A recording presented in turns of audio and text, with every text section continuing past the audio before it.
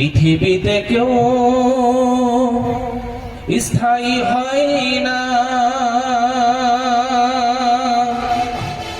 হোক না সে ফিরাউন কিংবা নমরুদ, কেউ ভবে চিরকাল থাকে না।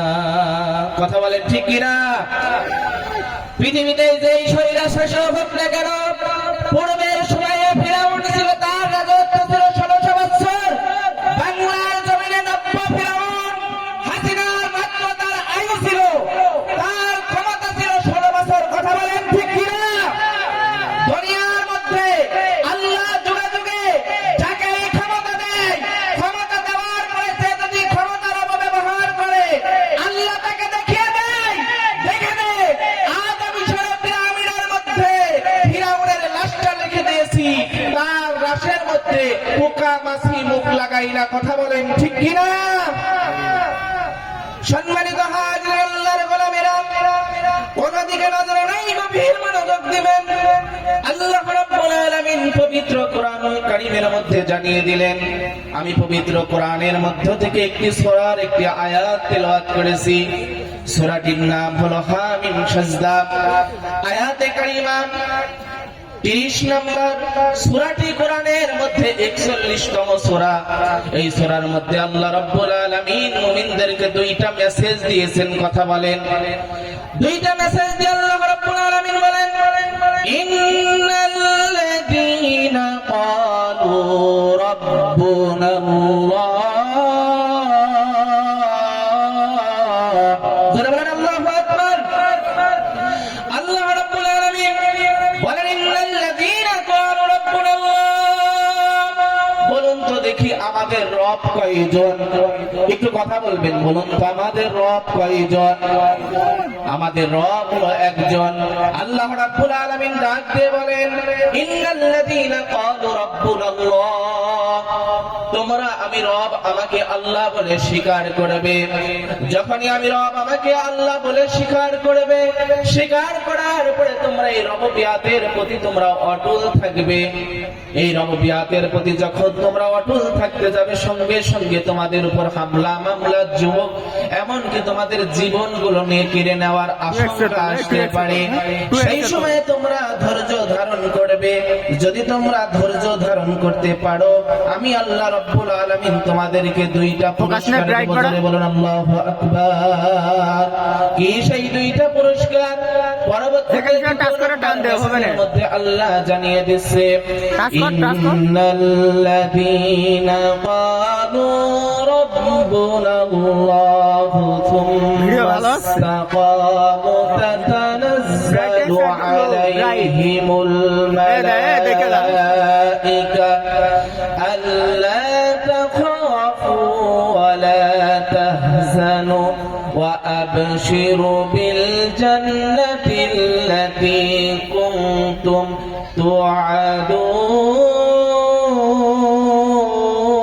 তুআদুন।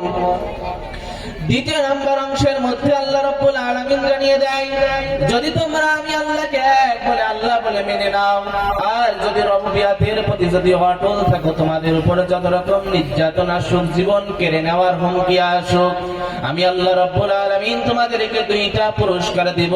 দুইটা পুরস্কার হচ্ছে, এক নাম্বার পুরস্কার তোমাদেরকে আমি ঈমানি মৃত্যু দেব। জোরে বলুন সুবহানাল্লাহ।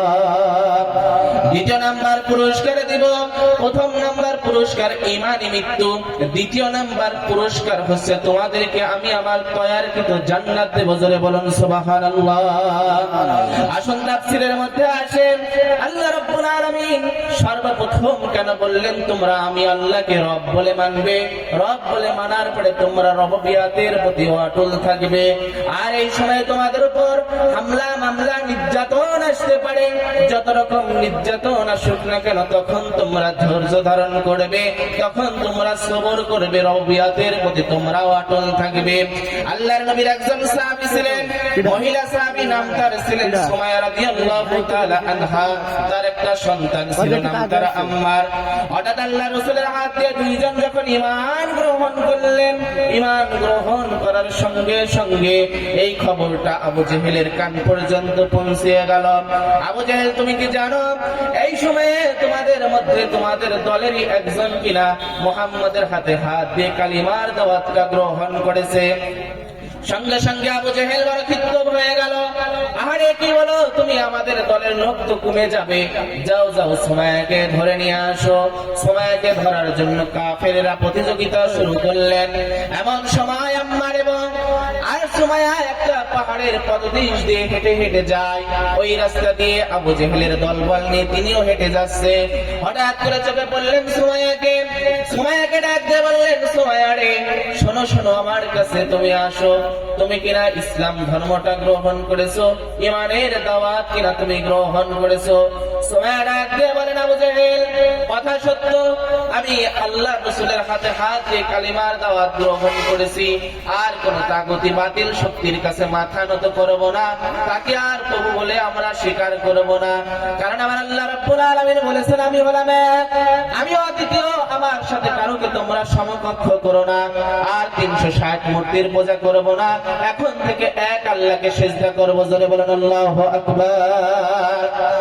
মুসলমান ইমানদার বন্ধুরা, ভাইজানেরা আমার, গভীর মনোযোগ দিয়ে শুনবেন। ঈমান আনার কারণে তাদের উপরে কি রকম নির্যাতন করা হয়েছে। এখন তো আপনার বাবা মুসলমান, আপনি মুসলমান, আপনার দাদা মুসলমান, পরদাদা মুসলমান, জন্মসূত্রে আপনি মুসলমান নিজেকে দাবি করেন। কিন্তু আল্লাহ রাব্বুল আলামিনের সেই সময় রাসূল সাল্লাল্লাহু আলাইহি ওয়াসাল্লামের সাহাবীরা যখন ইসলাম ধর্মটা গ্রহণ করে, তাদের উপর কি রকম নির্যাতন আসলো।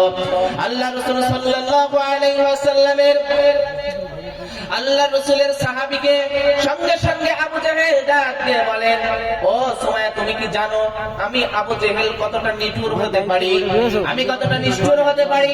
যদি তুমি ইসলামের দাওয়াতটা না ছাড়ো, মুহাম্মদকে নবী বলে যদি তুমি না ছাড়ো, ওই আল্লাহকে যদি না ছেড়ে দাও, তাহলে তোমার উপর নির্যাতন কিন্তু আমি শুরু করে দেব। মুসলমান ইমানদার ঝিনাইদহ হলিদা নিবাসী, গভীর মনোযোগ দিয়ে শুনবেন। ঈমান আনার কারণে শুধু বর্তমান সময় নয়, সেই সময় তারা কতটা নির্যাতন নিপীড়নের শিকার হয়েছেন। সঙ্গে সঙ্গে সুমাইয়াকে ধরে নেওয়া হলো। ধরে নেওয়ার পরে হাতে বেরি পায়ে বেরি, সঙ্গে সঙ্গে ডাক দিয়ে বলেন, ও সুমাইয়া, বলো তুমি ঈমান ছাড়বে কিনা। সুমাইয়া ডাক দিয়ে বলেন, আবু জাহেল, শুনে রেখে দাও, জেনে রেখে দাও, যে আল্লাহকে আল্লাহ বলে মেনেছি, প্রভুকে প্রভু বলে মেনে নিয়েছি, আমি ঈমান ছাড়তে পারবো না। জোরে বলুন সুবহানাল্লাহ। ঈমানের পথে অবিচল থেকে আমার মরণ যেন হয়। ঈমানের পথে অবিচল থেকে আমার মরণ যেন হয়। বলুন তো, আমাদের রব কয়জন? আমাদের রব কয়জন বলুন তো দেখি। নির্বাচনে যদি সময় আসতো, শুধু একটা বিড়ি আর হচ্ছে একটা চায়ের জন্য তো মানে এত লোক লাগতো না, একজনই যথেষ্ট। যদি আমরা লোক কম, একটু জোরে বলা যাবে না? বলুন তো, আমাদের রব কয়জন? একটু জোরে বলুন, আমাদের রব কয়জন? আমাদের রব হলো একজন। সুমাইয়া যখন রবকে ছাড়লো না, এবার সঙ্গে সঙ্গে চলে গেল।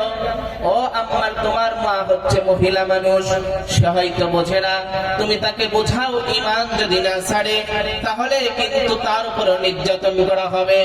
এমনকি তার পরন থেকে তার বস্ত্র খুলে নেওয়া হবে, উলঙ্গ করে অপমান করা হবে। আম্মার এবার টেনশনে পড়ে গেল, আরে আমাদের ঈমান বড় দুর্বল। ও আল্লাহ রাব্বুল আলামিন, আমাদের ঈমানের এত বড় পরীক্ষা আপনি নেবেন না, কারণ আমাদের ঈমান বড় দুর্বল, আমরা হয়তো ঈমানটা এখানে শেষ করে দিব। সঙ্গে সঙ্গে সুমাইয়া ডাক দিয়ে বললেন, ও আবু জাহেল, না না না, আমাদের ঈমানের পাওয়ারটা বড়, ঈমানের স্বাদ আমরা পেয়ে গিয়েছি, আমরা এই কালিমা ছাড়বো না। জোরে বলুন সুবহানাল্লাহ। সঙ্গে সঙ্গে আবু জাহেল ডাক দিয়ে সুমাইয়ার পরন থেকে কাপড়টা খুলে নিলেন। আম্মার আর মায়ের দিকে তাকাই না, বড় লজ্জা পেয়ে যায়। চিন্তা করুন, মায়ের সন্তানের সামনে মায়ের যদি বস্ত্র খুলে নেওয়া হয়, কাপড় যদি খুলে নেওয়া হয়, সেই সময় কতটা লজ্জাজনক একটা ঘটনা হয়। সঙ্গে সঙ্গে যখন কাপড় খুলে নিলেন, খুলে নেওয়ার পরে আম্মার তবু ঈমান ছাড়ে না। এবার আবু জেহেল একটা বল্লম হাতে নিলেন, নেওয়ার পরে বারবার প্রহার করে, আঘাত করে। সুমাইয়ার লজ্জা স্থানে যখন আঘাত করে, আঘাত করতে করতে রক্তগুলো ক্ষরণ হয়। ক্ষরণ হতে হতে হতে হতে এক পর্যায়ে সুমাইয়ার জীবনটা বের হয়ে যাবে। আর এদিকে আম্মারে দেখা যায় কি ঈমানটা গোসুর পাতায় যেরকম পানি থাকলে টলমল করে, তার ঈমানের এই দশা হয়ে গিয়েছে। সুমাইয়া ডাক দিয়ে বলেন, সন্তান রে, আমি তো আমার জীবনটা দিয়ে দিচ্ছি, আমি তো শহীদ হয়ে যাচ্ছি, আল্লাহর জান্নাত আমি তো পেয়ে যাব, কিন্তু তুমি তোমার ঈমান খবরদার হারা হয়ে যাও না। জোরে বলুন সুবহানাল্লাহ। বিপ্লব মানে জীবন দেওয়া, বসে থাকা নয়, সে কোনদিন আসবে না রে, করো যদি ভয়। বিপ্লব মানে জীবন দেওয়া, বসে থাকা নয়, সে কোনদিন আসবে না রে, করো যদি ভয়। আসবে বিজয় রক্ত আর জীবনের বিনিময়, আসবে বিজয় রক্ত আর জীবনের বিনিময়। বিপ্লব মানে জীবন দেওয়া, বসে থাকা নয়, সে কোনদিন আসবে না রে, করো যদি ভয়। বিপ্লব মানে জীবন দেওয়া, বসে থাকা নয়, সে কোনদিন আসবে না রে, করো যদি ভয়। নারে তাকবীর, একটু হাত তোলেন তো। নারে তাকবীর, নারে তাকবীর। আল কোরআনের আলো, আল হাদিসের আলো, নারে তাকবীর। নাস্তিকতা নিপাত জাগতিন ইসলাম জিন্দাবাদ, নাস্তিকতা নিপাত জাগতিন ইসলাম জিন্দাবাদ। কোটি পানের একই আওয়াজ, খোদার দহি সার পাবে না, এই বাংলায় ঠাই হবে না, মুসলমানরা জেগেছে আজ। নারায়ে তাকবীর। দিন ইসলাম, দিন ইসলাম, ইসলামের জন্য দেশের হয়েছে জন্ম, ইসলামের বিরুদ্ধে গেলে দেশ হবে ভিন্ন। কথা বলেন ঠিক কিনা? যুগে যুগে যারা ইসলামের বিপক্ষে অবস্থান নিয়েছে, আল্লাহ রাব্বুল আলামিন তার পরিস্থিতি কিন্তু বেশি ভালো করেন নাই। কথা বলেন ঠিক কিনা? আল্লামা দেলোয়ার হোসেন সাঈদী বলেছিলেন, যদি কোরআনের পিছনে লাগো, আমরা 16 কোটি মানুষ গাছের গোড়ায় আছি, এমন ঝাঁকি দেব, ঝাঁকির সাথে সাথে মামু বাড়ি দিল্লি গিয়ে পড়বে। কথা বলেন ঠিক কিনা? বাস্তবেই প্রমাণ সেটা হয়ে গিয়েছে। তারা যুগে যুগে এমনই কথা বলতো, মাইক পেলেই সামনে খেলা হবে। কথা বলেন ঠিক কিনা? তারা মাইক পেলেই বলতো খেলা হবে। আমরাও বলি খেলবো, কিন্তু তোমরা আসো। খেলার আগেই তারা মাঠ ছেড়ে পালিয়ে গিয়েছে। কথা বলেন ঠিক কিনা? বুবু আইবা, তুমি আইবা গো, সেই দিন আইসা বুবু ক্ষমতা পাইবা না। কথা বলেন ঠিক কিনা? বুবু আমার ইন্ডিয়া থেকে বসে বসে বলে, আমি এলাকার আশপাশে আছি, টুক করে ঢুকে পড়বো। কথা বলেন, তাই বলে না? আমরাও বলি, আজ 16টি বছর দাঁড়িয়েছিস, আমরাও তোদের জ্বালানোর জন্য তৈরি আছি, টুক করে আসবি, আমরাও তোদের টুক করে ধরে জেলের মধ্যে ভরে দেবো। কথা বলেন ঠিক কিনা? বুবু আইবা, তুমি আইবা গো, সেই দিন আইসা বুবু ক্ষমতা পাইবা না। বুবু আইবা, তুমি আইবা গো, সেই দিন আইসা বুবু ক্ষমতা পাইবা না। খোঁজ নাই বুবু কাদের কাকার, কোথায় গেল সেই দরবেশ বাবা? কি দরবেশ বাবাকে চেনেন নাকি? যে লোক কোরআনেরও ভুল করতো, বলে কোরআনের মধ্যে ভুল আছে। এমন লোক বলে কোরআনের মধ্যে ভুল আছে। আর শেষকালে এমনই অবস্থা, কোরআনের ভুল ধরতে দাড়ি রেখেছিল, পালানোর সময় দাড়িগুলো তার কি একটা অবস্থা, কেটে হিন্দু দাদার মতো সেজে পালাতে লেগেছিল। খোঁজ নাই বুবু কাদের কাকার, অবস্থা খারাপ দরবেশ বাবার, হারুন আঙ্কেলার সামনেও আসে না। বুবু আইবা, তুমি আইবা গো, সেই দিন আইসা বুবু ক্ষমতা পাইবা না। নারে তাকবীর। সম্মানিত হাজির, আল্লাহর গোলামেরা, কোন দিকে নজর নেই যে আয়াতে কারিমা তেলাওয়াত করেছি আল্লাহ রাব্বুল আলামিন জানিয়ে দিচ্ছেন ইন্নাল্লাযীনা ক্বালু রাব্বুনাল্লাহ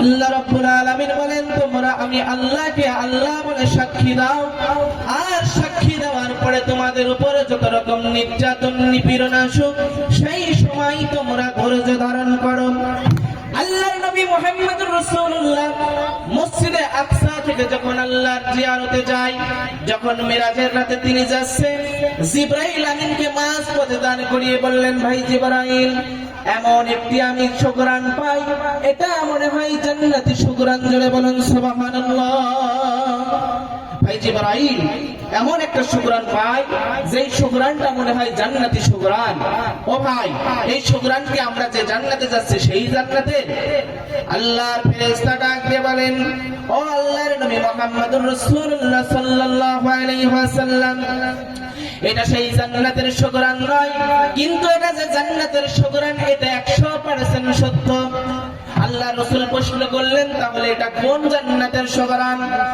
সঙ্গে সঙ্গে আল্লাহ রাসূলকে ফেরেশতা জিবরাইল ডাক দিয়ে বলেন ওগো মুহাম্মদুর রাসূলুল্লাহ আপনার পূর্ব সময়ে একজন নবী ছিলেন নাম তার ছিলেন হযরত মূসা আলাইহিস সালাম তার সময় একটা শয়রা শাসক ছিল নাম তার ছিল ফেরাউন এই ফেরাউন কিনা তার সময়ে একটা তার পালিত কন্যা ছিল আর এই কন্যার একটা দাসী ছিল নাম তার মাসেতা এই মাসেতা গোপনে মুসা নবীর হাতে হাতে কালেমাটা গ্রহণ করে কিন্তু এটা কারোর কাছে প্রকাশ করে না একদিন কিনা তার মেয়ের দাসী তার মাথার চুলগুলো আঁচড়ে দিচ্ছে দিতে দিতে হঠাৎ করে হাত থেকে চিরুনিটা পড়ে যায় তিনি যখন চিরুনিটা পড়ে গেলেন একটা বাক্য উচ্চারণ করলেন বিসমিল্লাহির রহমানির রহিম জোরে বলুন সুবহানাল্লাহ যখন বিসমিল্লাহির রহমানির রহিম বলে চিরুনিটা উঠালেন ওঠানোর সঙ্গে সঙ্গে ফেরাউনের কন্যা ডাক দিয়ে বলেন মাসেতা এমন কোন তুমি বাক্যটা উচ্চারণ করলে প্রশংসা তুমি করলে এটা কি আমার বাবার প্রশংসা করলে ফেরাউনের মেয়ে ডাক দিয়ে বলেন মাসেটা কার প্রশংসা করলে একটু আমাকে বলো সঙ্গে সঙ্গে দাসী মাসেটা ডাক দিয়ে বলেন ও ফেরাউনের কন্যা আমি দুনিয়ার কারোর প্রশংসা আদায় করি নাই এমনকি কারো তোমার আব্বার প্রশংসাও আমি আদায় করি নাই দুনিয়ার মধ্যে আসমান যেই ব্যক্তি সৃষ্টি করেছেন জমিন যেই ব্যক্তি সৃষ্টি করেছেন এমনকি আমাকে তোমাকে যেই লোক সৃষ্টি করেছেন সেই প্রভুর আমি শুকরিয়া আদায় করলাম জোরে বলুন সুবহানাল্লাহ কি প্রভুর শুকরিয়া আদায় করার দরকার নাই যদি আল্লাহর শুকরিয়া আদায় করেন আল্লাহ কোরআনের মধ্যে জানিয়ে দেন লা ইন শাকারতুম লা আযীদান্নাকুম ওয়া লা ইন কাফারতুম ইন্না আযাবি লাশাদীদ আল্লাহ রাব্বুল আলামিন ডাকে বলেন লা ইন শাকারতুম লা আযীদান্নাকুম বান্দা বান্দি তোমরা যদি আমার নিয়ামত পাওয়ার পরে তোমরা যদি শুকরিয়া আদায় করো আমি আল্লাহ এই নিয়ামতটা আরো বৃদ্ধি করে দেই আর যদি তোমরা শুকরিয়া না আদায় করো তাহলে আমি আল্লাহ তোমাদেরকে তোমাদের কাছ থেকে ওই নিয়ামতটা ছিনিয়ে নেব শুধু ছিনিয়েই নেব না ওয়ালা ইন কাফারতুম ইন্না আযাবি লাশাদীদ তোমরা কঠিন আযাবের মুখোমুখি হবে এই জন্য মাসেতা যখন শুকরিয়া আদায় করলেন ফেরাউনের মেয়ে টের পেয়ে গেল কার শুকরিয়া আদায় করো সঙ্গে সঙ্গে ডাকে বলেন আমি ওই আল্লাহর শুকরিয়া আদায় করলাম যে আল্লাহ কিনা আমাকে সৃষ্টি করেছে তোমাকে সৃষ্টি করেছে এমনকি আসমান জমিন সমস্ত কিছু সৃষ্টি করেছে সেই আল্লাহর আমি শুকরিয়া আদায় করলাম সঙ্গে সঙ্গে মেয়েটা দৌড়াতে দৌড়াতে ফেরাউনের কাছে চলে গেল ও ফেরাউন তুমি কিনা ও আব্বা জান এই সময়ে আপনি কিনা আপনার দরবারের মধ্যে এমন লোককে পালন করেন যেই লোক আপনার খাবার খায় আপনার দাসত্ব করা বাদ দিয়ে অন্য জনের দাসত্ব করে অন্য জনকে খোদা বলে মানে সঙ্গে সঙ্গে ফেরাউন বড় ক্ষিপ্ত হয়ে গেল আহারে কার এরকম সাহস আমার খেয়ে আমার পরে এমনকি আমার ঘরের মধ্যে বসবাস করে তিনি বড় চিন্তিত হয়ে গেলেন সঙ্গে সঙ্গে তার একটা দোস্ত ছিল নাম তার হামান হামানের কথা কি শুনছেন? বর্তমান বাংলাদেশের যে পালিয়ে গেল সেই বিচারের একটা হামান ছিল, সেই বিচারের হামান ছিল কাউয়া কাকা। যাই হোক, খালি টুক করে লাগাতো। ফেরাউনের ওইরকম একটা বন্ধু ছিল, সেই বন্ধুটা হলো আপনার হামান। আসলো, ও বন্ধু তোমার চেহারা এত মলিন কেন? ও বন্ধু তোমার এরকম চেহারা কেরকম মলিন, দেখি কারণটা কি? সঙ্গে সঙ্গে ডাকে বলেন, ও বন্ধু এই সময়ে কিনা আমার একটা দেখতে পাই, আমার ঘরের মধ্যে খাই, আমার ঘরের মধ্যে বসবাস করে, কিন্তু সে কিনা আমাকে আল্লাহ বলে মানে না, অন্যজনকে আল্লাহ বলে মেনে নিয়েছে। সঙ্গে সঙ্গে ডাকে বলেন, বন্ধু আমার কাছে বুদ্ধি আছে, কোন সেই ব্যক্তি? শুধু সেই ব্যক্তির কথা আমাকে বলো। জয় বলুন না সুবহানাল্লাহ। কোন জায়গা সুবহানাল্লাহ করা লাগে তাও জানেন, আমি কলেমার বললাম। প্রিয় ভাইরা আমার, বন্ধুরা আমার, সঙ্গে সঙ্গে যখন বলে দিলেন, বলে দেওয়ার সাথে সাথে ডাক দিয়ে বলেন, হামান ফেরাউন তুমি চিন্তিত হয়ো না, পেরেশানি তুমি হয়ো না। যদি চিন্তিত পেরেশানি না হও, তোমাকে একটা বুদ্ধি আমি শিখিয়ে দেব। কি বুদ্ধি ভাই শিখাবে বলো বলো? তোমার এই দাসী কিনা মাসেটা, তার ঘরের মধ্যে 4টা সন্তান আছে, সেই সন্তান 4টাকে ধরে নিয়ে এসে তার সামনে তুমি একটু টর্চার করো, তোমার ওই দেখবে দাসীর মাথা থেকে ঈমান নামক ভূতটা এমনি চলে যাবে। জোরে কোন আল্লাহু আকবার। নির্যাতন যখন করবে মাথা থেকে ঈমানি ভূতটা চলে যাবে। সঙ্গে সঙ্গে ফেরাউন কি করলেন? তার ওই দাসীর সন্তানদেরকে ধরে আনলেন, দাসীকেও ধরে আনা হলো। আনার পরে বেঁধে রাখলেন, বাঁধার পরে একটা কড়াইয়ের মধ্যে গরম করতেছে তেল। আর দাসীকে দেখে দেখে বলেন, দাসী দেখ, ওই যে দেখতে পাস কড়াইয়ের মধ্যে তেল গরম করা হয়, ওই তেলের মধ্যে তোর এই সন্তানকে কিন্তু ছেড়ে দিয়ে হত্যা করে ফেলবো, বল তুই ঈমান ছাড়বি কিনা? চিন্তা করুন ভাইরা আমার, আজ আপনার বাবা মুসলমান, দাদা মুসলমান, জন্মসূত্রে আমরা মুসলমান হয়েছি, এই জন্য আল্লাহকে এক বলে আমরা মেনেছি। কিন্তু পূর্বের সময়ে যারা আল্লাহকে এক বলে মানতে যাবে, আল্লাহকে মনে প্রাণে মানতে যাবে, রববিয়াতের প্রতি যখন অটল থাকতে যাবে, তাদের উপর কিরকম নির্যাতন নিপীড়ন হয়েছে। সঙ্গে সঙ্গে ফেরাউন ডাক দিয়ে বলেন, দাসী মাসিটা এবার তুমি বলো ঈমান ছাড়বে কিনা? সে বলে, আমি ঈমান ছাড়বো না। সর্বপ্রথম বড় সন্তানকে তেলের মধ্যে ফেলে দিয়ে হত্যা করা হলো। জোরে বলুন আল্লাহু আকবার। আরো জোরে বলেন আল্লাহু আকবার। চিন্তা করুন তাদের ঈমানের কতটা পাওয়ার ছিল। বড় সন্তানকে হত্যা করে ফেললেন, শহীদ করে দিলেন। মাসেটা বললাম, এবার তুমি ঈমান ছাড়বে কিনা? মাসেটা ডাক দিয়ে বলেন, না না না, আমি আমার ঈমানটা ছাড়বো না। তাহলে মাসেটা তোমার দ্বিতীয় সন্তানকে আনলাম, যদি ঈমান না ছাড়ো, তোমার এই সন্তানকেও কিন্তু গরম তেলের মধ্যে ফেলে দিয়ে হত্যা করব। যখন এই কথা বললেন, বলার সাথে সাথে মাসেটা তিনি তখন বললেন, আমার সন্তান চলে যাই চলে যাক, তবু আমি আমার ঈমান ছাড়ব না। জোরে বলুন সুবহানাল্লাহ। ঈমানের পথে অবিচল থেকে আমার মরণ যেন হয়। মুসলমান ইমানদার বন্ধুরা আমার, দ্বিতীয় সন্তানকে হত্যা করা হলো, একইভাবে তৃতীয় সন্তানকে হত্যা করা হলো। কিতাবের মধ্যে, তাফসীরের মধ্যে দেখতে পেলাম, একটা সন্তান তার বুকের দুধ পান করত। সন্তান, তার বয়স মনে হয় খুব বেশি না, অতিরিক্ত হলে